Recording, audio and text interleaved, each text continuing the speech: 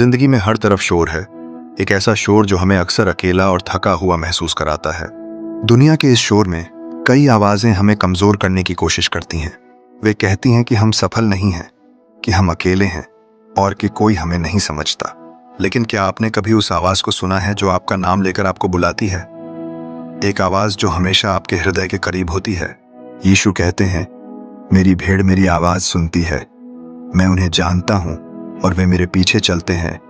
वह जिंदगी के अच्छे चरवाहे हैं जो हमें अपने नाम से पुकारते हैं। जब हमारा मन शांत होता है, जब हम प्रार्थना करते हैं और बाइबल पढ़ते हैं, तो हम एक गहरी और सौम्य आवाज सुन सकते हैं।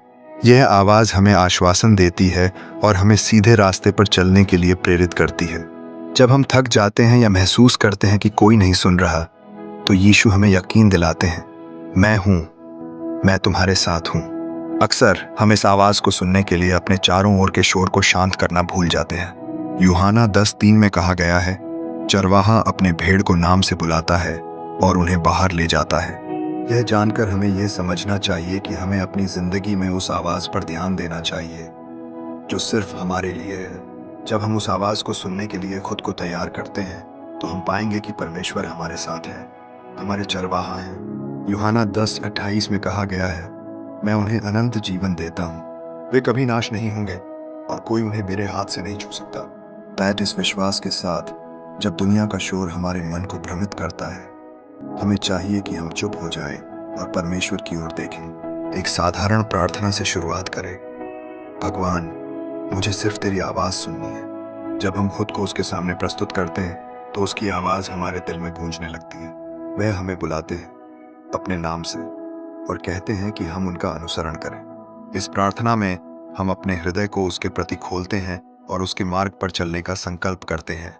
हमें बस उसकी आवाज सुननी है और उसे अपने जीवन में स्थान देना है। इस विश्वास के साथ आगे बढ़ें और उसके पीछे चलें और विश्वासी रहें कि उसकी आवाज हमें हमेशा सही रास्ता दिखाए। और जैसा कि भजन संहिता 32:8 में लिखा है, मैं तुझे बुद्धि दूंगा और जिस मार्ग में तुझे चलना होगा उसमें तुझे सिखाऊंगा। मैं तुझ पर दृष्टि रखूंगा और सम्मति दूंगा।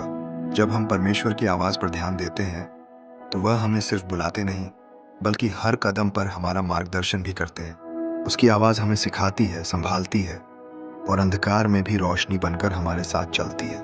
तो आज यही निर्णय लें कि आप उसी आवाज पर ध्यान देंगे जो प्रेम से, दया से और शांति से भरपूर है। एक सरल प्रार्थना करें, हे परमेश्वर, मुझे तेरी आवाज की पहचान दे।